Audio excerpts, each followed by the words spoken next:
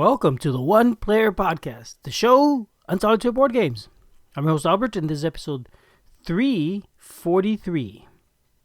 Simply the best solo games. Hey everybody, welcome back.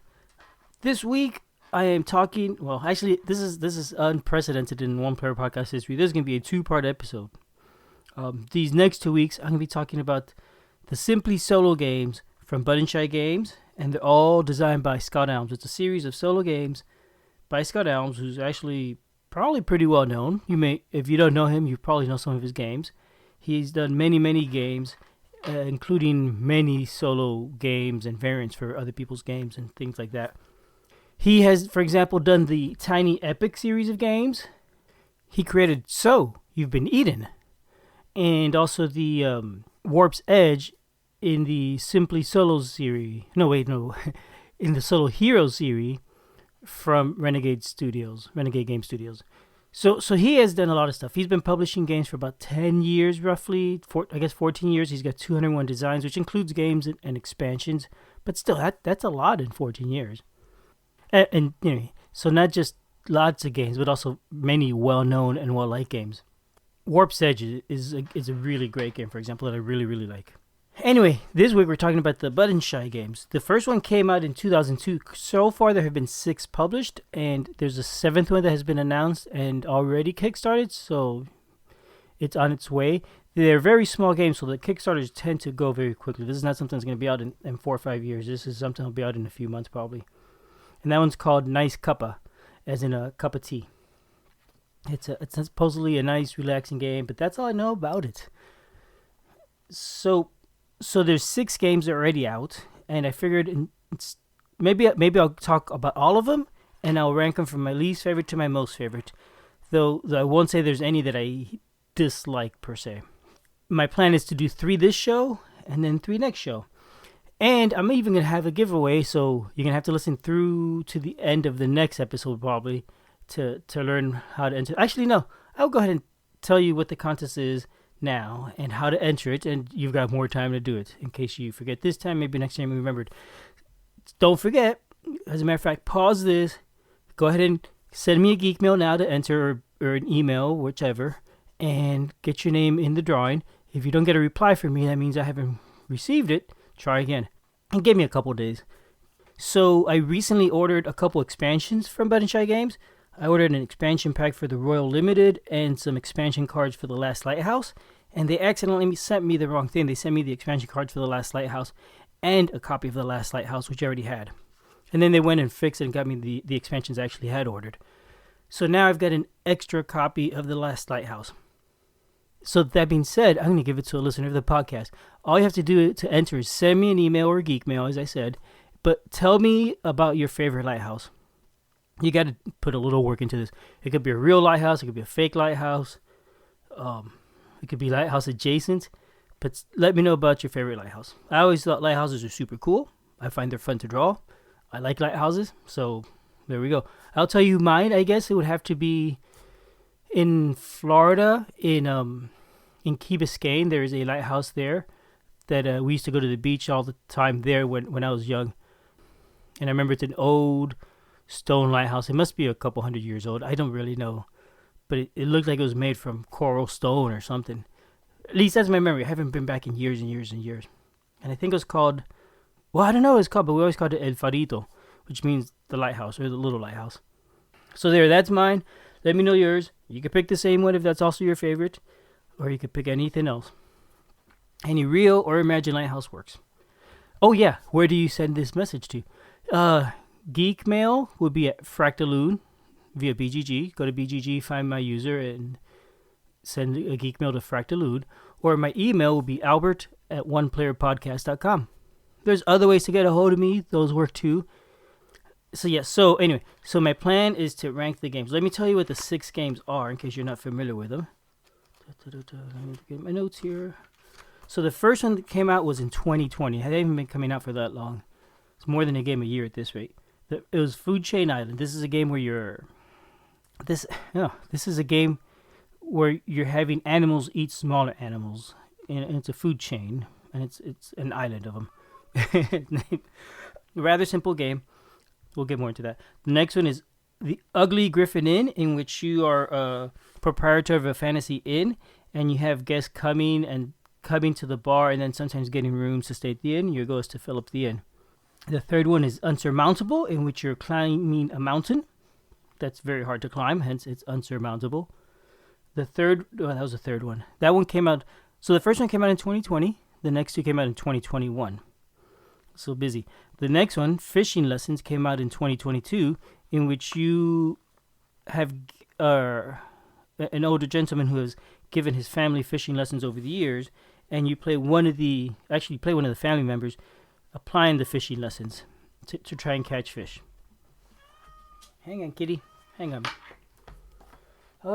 Where's my paperweight? Run. Be free. Go. Go or no? Standing at the door. Thank you. All right. So that was Fishing Lessons in 2022. The next one is in 2023, the Royal Limited, in which you are, I guess you're a train conductor. You're building a train and putting passengers on it, and that's basically the theme of the game. So it's a train game, sort of. After that, in 2024, the last one to have come out is The Last Lighthouse, which is a game about what I'm going to call a Lovecraftian lighthouse, in which you're trying to fend off evil monsters by shining your lights on them and setting traps. And one nice couple is the next one. I assume it'll come out this year. I'm not sure. I already mentioned all these games are from Bud and Shy Games, so that means it's a small wallet game. The Bud and Shy Games, it's a small plastic wallet with 18 cards in it and a rulebook, and every single game is that style. It's a little tiny rulebook. It's about the size of a playing card, but it's folded 4 times, so it's 8 pages, 4 sheets. But they're little, so there's not a whole lot of rules to them. Not a whole lot of text. There's also expansions made for these. I already mentioned I got some expansions. The expansions tend to be very small, with just a few cards each. Maybe as many as 5 cards in an expansion, or 6, but that's kind of unusual. Most are just 2 or 3 cards, I think. And the rules. Most of the expansions tend to add or change things around a little bit. Sometimes they just add more of the same. And that's pretty typical for Bud and Shy. The games are cheap. I think they're about $12 or $13 each. You could buy them directly from Bud and Shy. Some game stores do carry some games. My friend, the local game store, does carry these. I think I bought The Last Lighthouse at the game store, and probably actually a few of the last ones. Instead of backing them on Kickstarter, I just decided to support my game store. Now, the problem with that, unfortunately, is that when you support your game store, you don't get all the promos and stuff that may come out with it. For whatever reason, Bud and Shy only sells the base game to the stores, and you have to go directly to them to get the rest of the stuff. So there we go. That's a quick primer on Bud and Shy Games, and by extension, the Simply Solo series. All 6 games by Bud and Shy. So now, my next plan is to rank the 6 of them. I'm going to do 3 at a time. Excuse me. So 3 this week and 3 next week. And of course, I will be going from my least favorite to my most favorite. First up is Unsurmountable. This is the mountain climbing game. You're a mountain climber trying to get from the base camp up to the peak. The game is pretty simple. Your goal is to basically set up the cards in a pyramid shape. So you can have 4 cards in the bottom, 3 on top of that, 2 on top of that, and 1 on top of that. The cards have pictures of mountain paths on them, often or always extending out at least one side of the card. The short sides have 1 path out of them. The long sides have 2, but not every possible path is there. So like a card may have a path coming out the left and then going up and down on the right side of the long edges. It's hard to explain, but basically, yes, the cards have paths that come out of it, and your goal is to connect the cards in a way that makes a path up the mountain as you play them. You're setting up 5 cards along the bottom. This is called your base camp. On your turn, you could always play the leftmost card of the base camp to the mountain. You start by placing it anywhere in the bottom row, and after that, any card you play has to connect to an existing card. As you place them, that bottom row could be up to 4 wide, and anytime you place a card above the bottom row, it has to rest on top of 2 cards. So you're building a pyramid shape, or mountain shape, really, in this case. As you play a card from the base camp, all the other cards shift left, and then you add another card. So there's always 5 cards in the base camp. The rules can change that. The other 4 cards, the reason they're out isn't just so you could see what's coming up, is each of these cards have some effect on them in the text. You can always, instead of playing the first card, choose to play any of the other cards for the effect. The effect basically lets you rearrange things or do a couple of things. A couple effects are bad, most are generally good or just effective. They do things like tell you to rearrange cards in the mountain or the base camp, or play a card from the base camp to the mountain, or different things like that. So all you're doing is trying to build a card such that you can make a path. Once the mountain is built, you can make a path from the base all the way to the top of the mountain. And it has to start, the path has to come up from the bottom of the base and then connect. Any meandering path works to the top. I found it a little confusing at first because the rules were not super clear. You have to read them carefully, and some of it is actually looking at the pictures and seeing examples in the pictures, but not actually reading words telling you this. But for example, as you play the cards, they don't ever have to connect paths. You could, in theory, play every card. Well, you couldn't do every card so they don't connect. But you could always play a card even though it may not connect to any existing cards. They just have to be in the right spot. The paths don't always have to connect as you place them. But you do need to finish it with a complete path going from the bottom to the top. That means you may have a few spots where they're unreachable. Maybe because of the snow or something. Whatever. Yeah, I didn't find that too clear. My first few games, I was only playing cards such that they had to continue the path from the original base camp card, which really made it hard. Once I figured out I was doing that wrong and I started playing the correct way, I found it a lot easier. There's the way they say you win a game. You just have to do that connection, but there's different levels of winning. The lowest level is just make the connection. At higher levels, each of the cards also has a little image in the middle of the card. And there's like a pine tree, abominable snowman, abominable.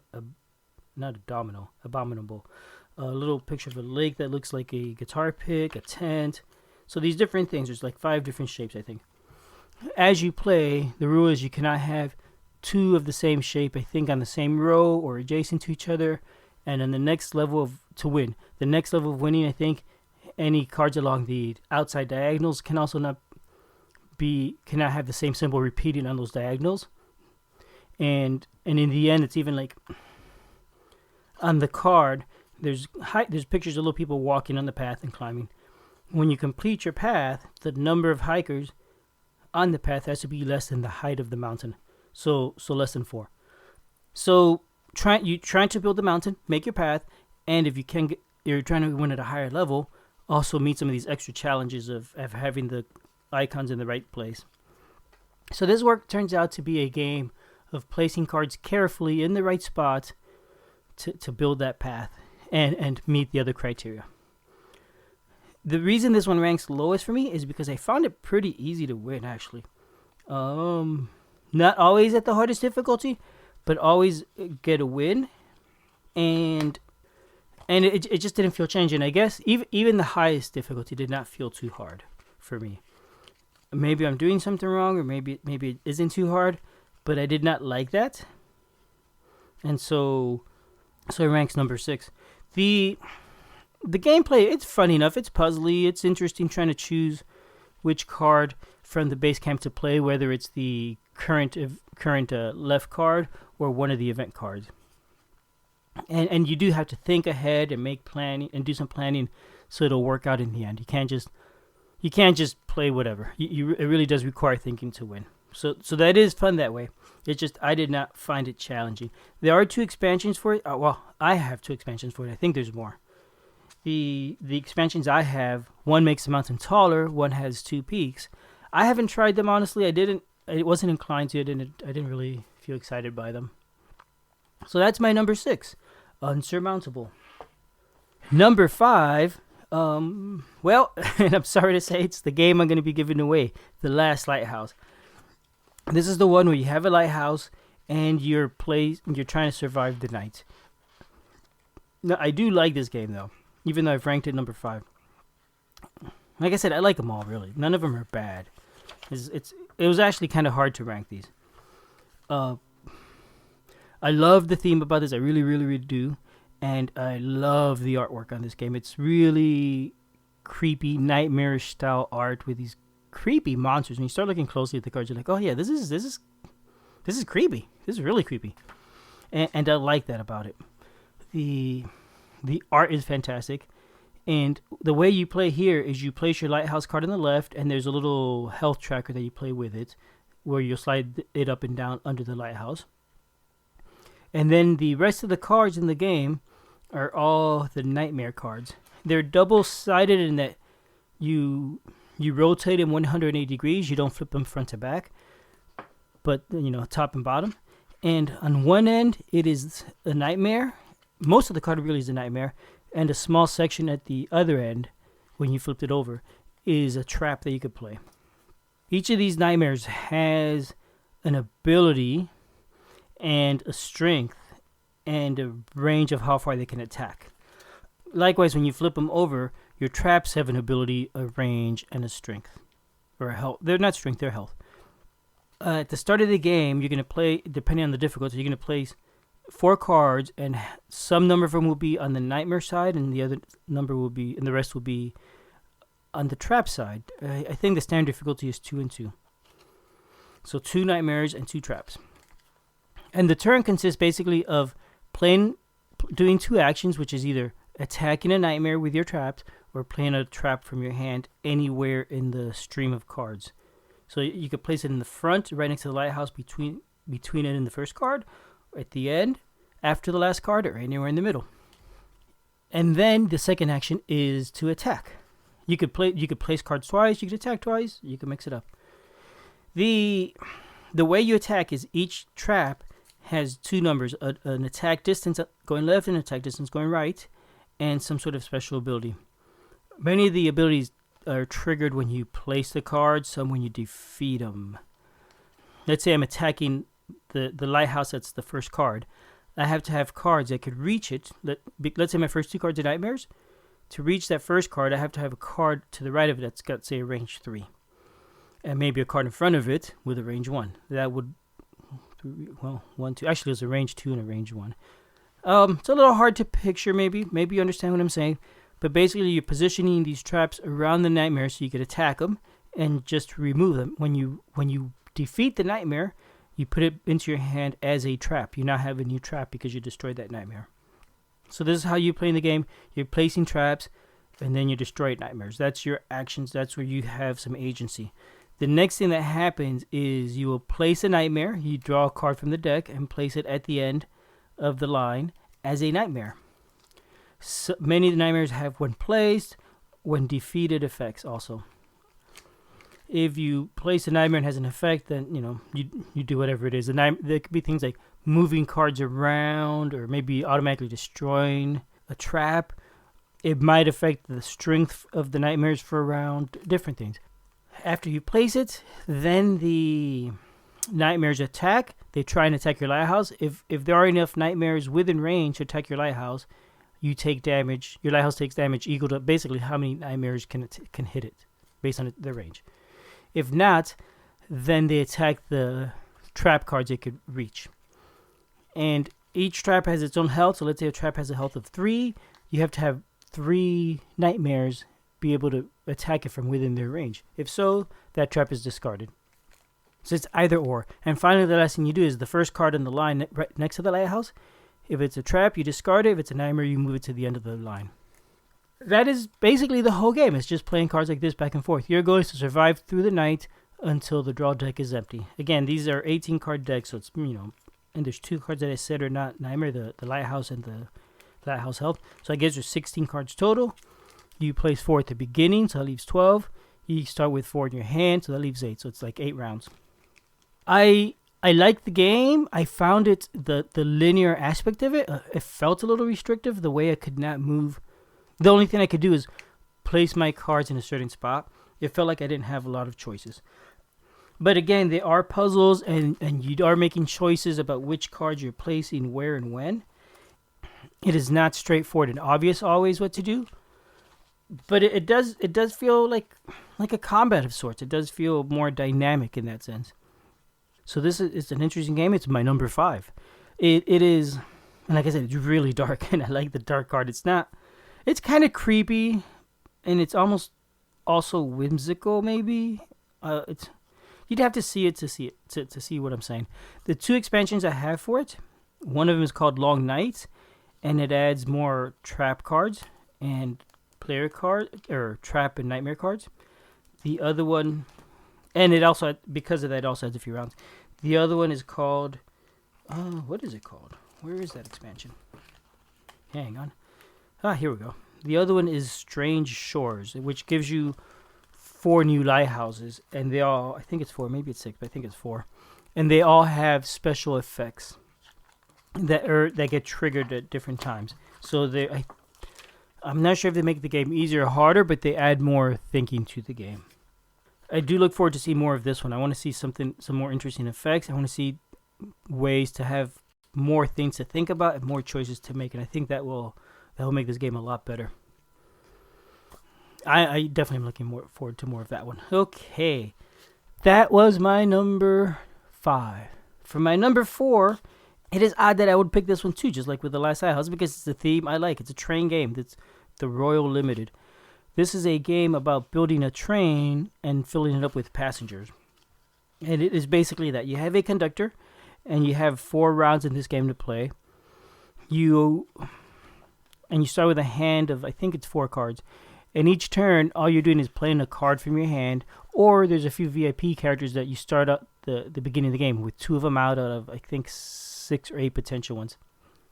But let's skip those for now. So what you're doing is playing a card from your hand. Either you're playing a train car, which you're attaching to the end of the train. At the beginning, there are no train cards, so you're just putting it first.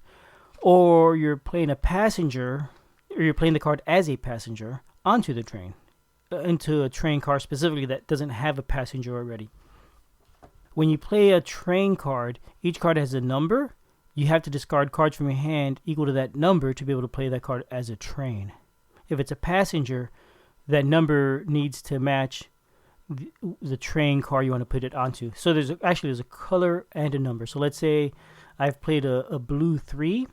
If I want to play a passenger onto it, it has to either have a 3 or a blue. Either one would do. Both are fine.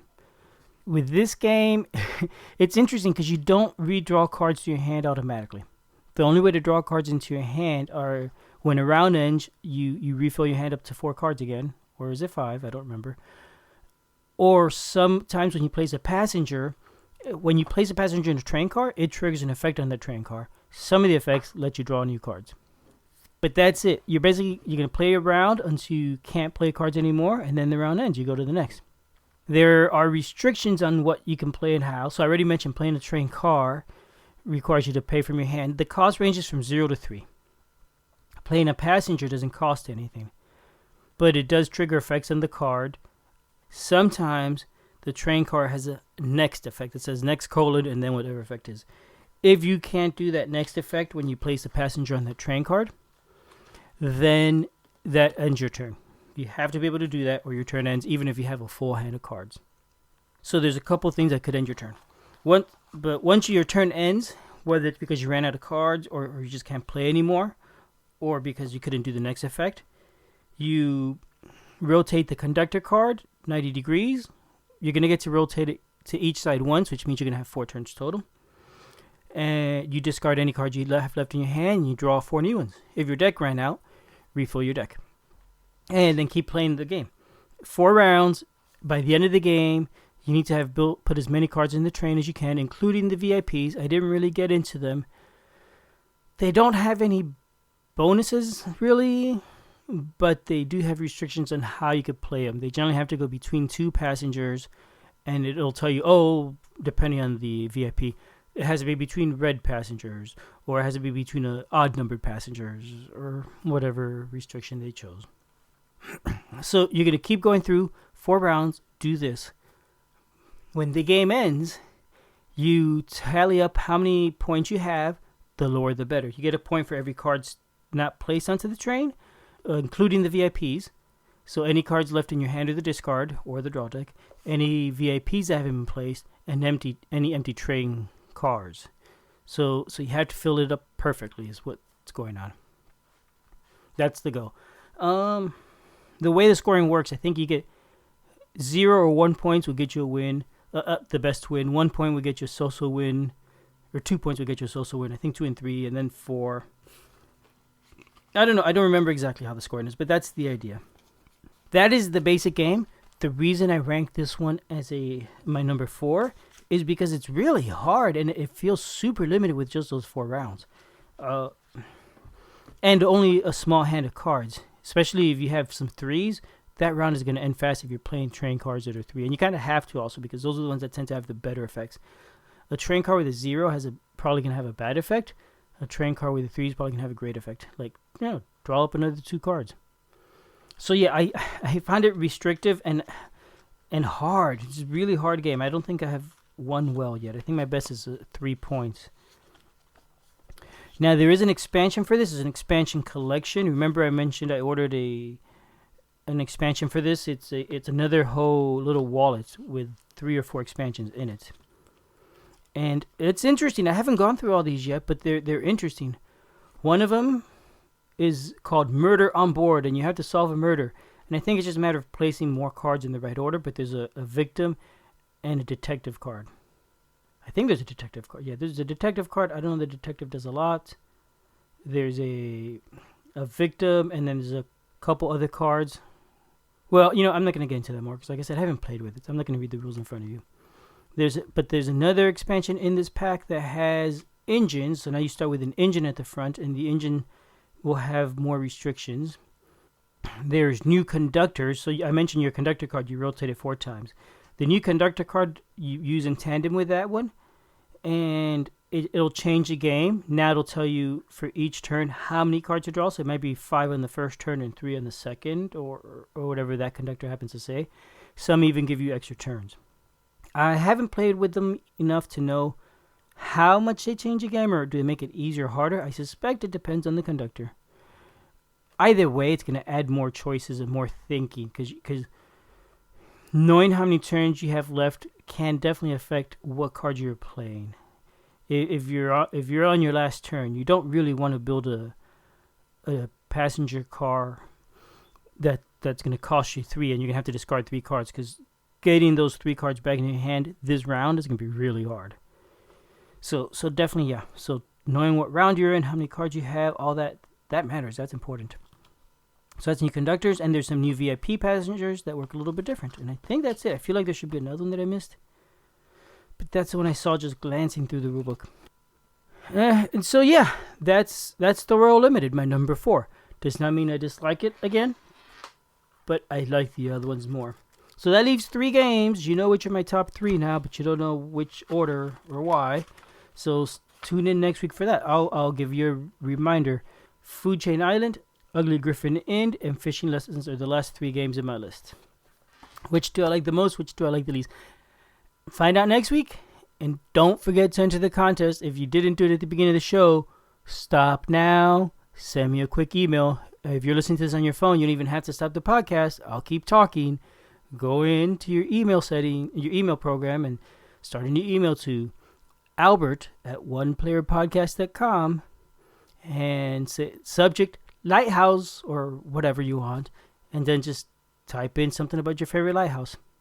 Like, even just say, "Hey Albert, I want to enter the contest." I'll respond. You'll have an email or message. I'll respond saying, "Hey, you didn't give me any details. Please fill in, tell me about your favorite lighthouse." And now you have an email in your inbox that you can leave unread until you deal with it. Look, I'm making it as easy as I can, so enter the contest. All right. Thanks for listening, everyone. Bye-bye.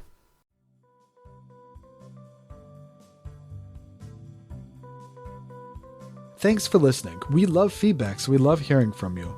You can reach me at julius@oneplayerpodcast.com or jlbird on BGG, and Albert can be reached at albert@oneplayerpodcast.com or Fractaloon on BGG.